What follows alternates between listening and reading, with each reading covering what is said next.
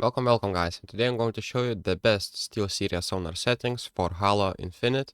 So what you will need to do is go to my description, just copy the link or click on the link, and here go to the SteelSeries Sonar, and you will see that important configuration pops up, and here you can save it.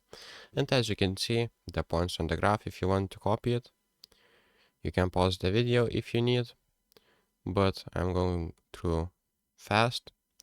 And here on the base, you can make that at 2.5.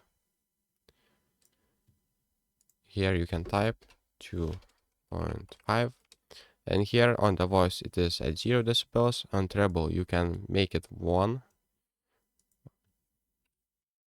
And here on the spatial audio, it is turned on the -7.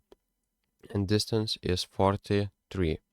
On the gain, it is at 7 decibels, but you can turn it down. And on the smart volume, it is your own preference if you want to use it or not. I don't like it, so I turn it off. So that's the settings for the Halo Infinite in SteelSeries Sonar.